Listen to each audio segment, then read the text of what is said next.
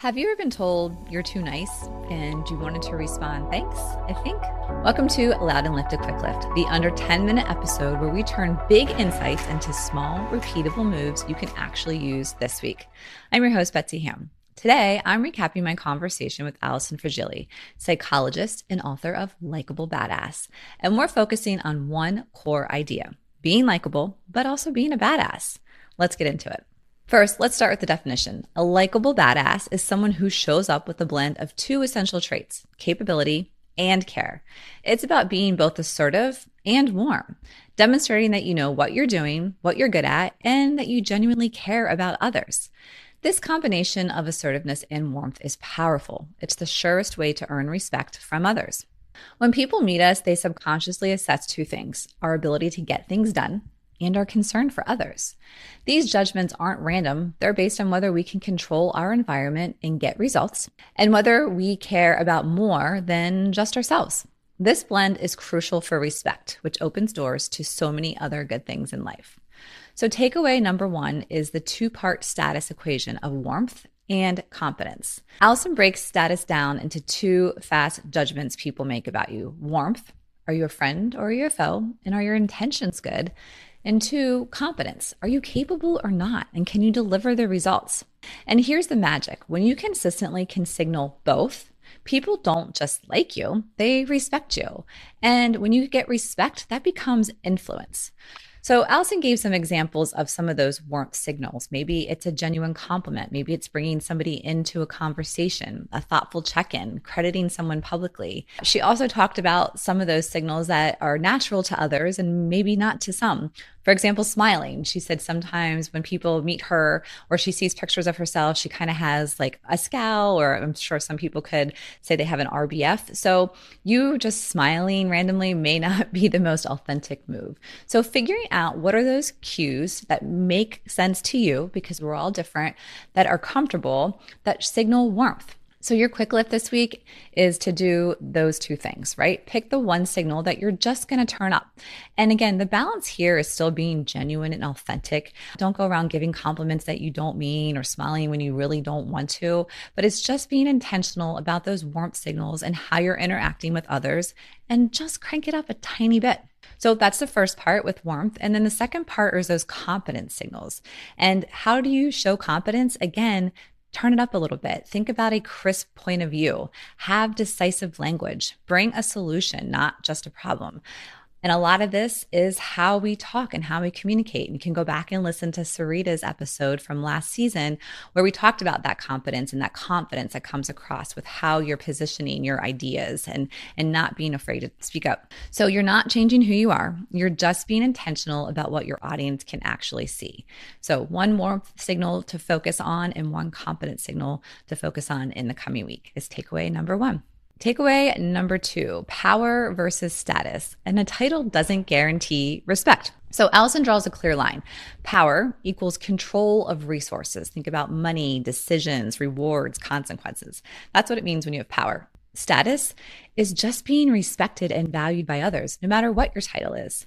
You can have power and still be the person nobody respects. And I say that, and I'm sure many people come to the top of your mind of someone who has power or the title, but they don't have that status.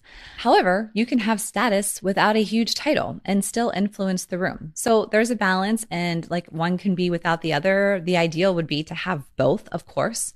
So the quick lift move for this is if you're going after promotion or raise or just a bigger seat at the table, Alison's point is to build status first.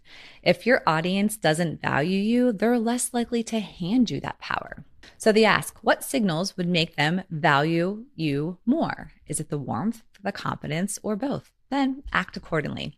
Takeaway number three, what you're too nice really means. And the fix is adding, not subtracting. So this is a big myth buster. When people say you're too nice, they usually don't mean, could you be less kind and be cruel? Nobody's asking for that. What this typically means is, I'm not seeing enough of competence or confidence or results from you. So the fix is not to become colder or again to be mean. The fix is adding more confident signals without subtracting warmth. Allison literally frames this as adding, not subtracting. And, this is one that really hits home for me. Not that I was ever told I was too nice, but I have seen countless women in my career who have been legit too nice. And it wasn't because they didn't have the competence. They knew what they were doing. They were good at their jobs, but they were so afraid to make a decision, to be accountable, to give their opinion.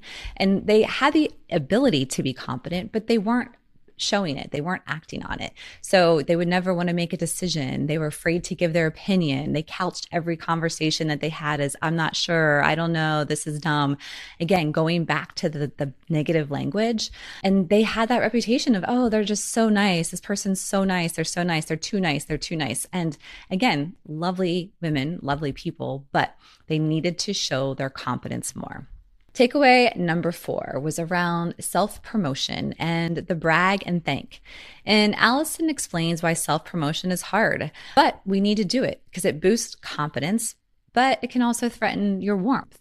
And this goes back to many conversations we've had around image and building your personal brand and exposure. And this is something that a lot of women struggle with, but it goes back to the fact that we need to be able to promote ourselves. This is how we're going to continue to be successful, get promotions, get more opportunities. So her fix for this is if you feel uncomfortable promoting yourself or even taking credit, do a dual promotion. And she calls this the brag and thank. You take credit, and you also share the credit. And I think this is great because so often at work, we're working on projects that took multiple people, different teams.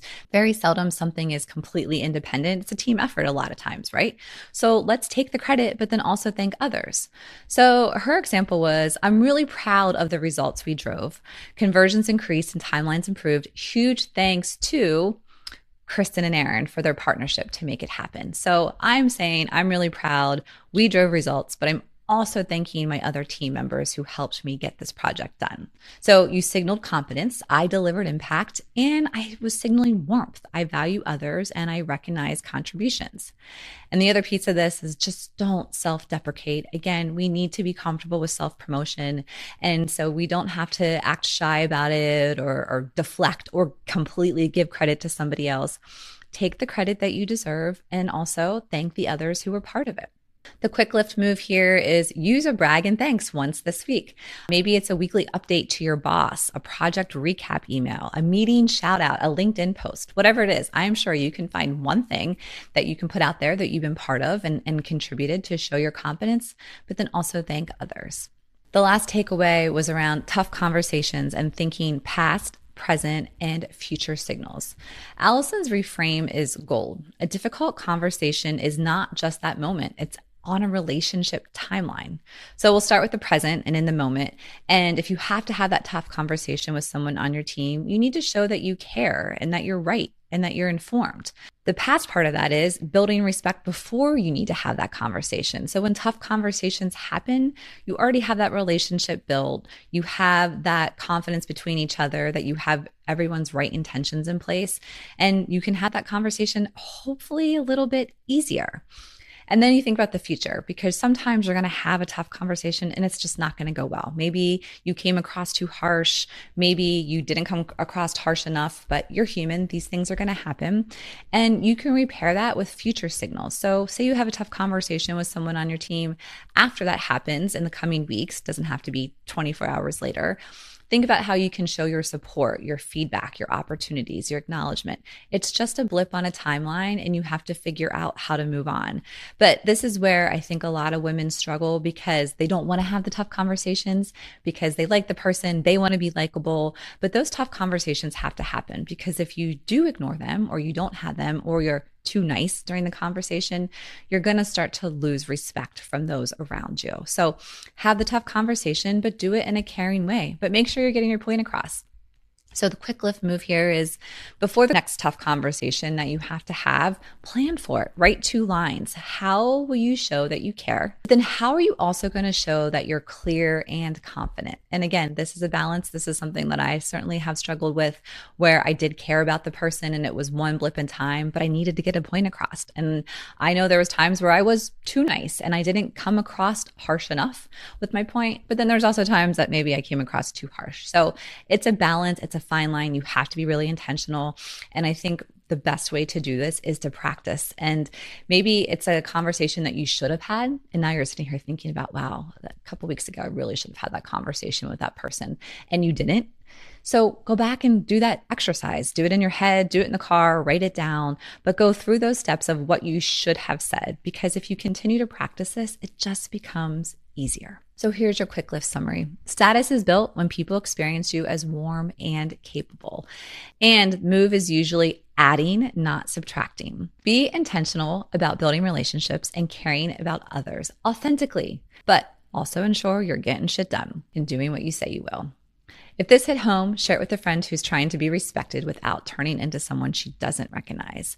And if you want more Alison, start at her website and the newsletter, The Upper Hand. We'll link everything in the show notes. Thanks for listening to Loud and Lifted. Until next time, stay loud, be likable, and don't forget to be a badass.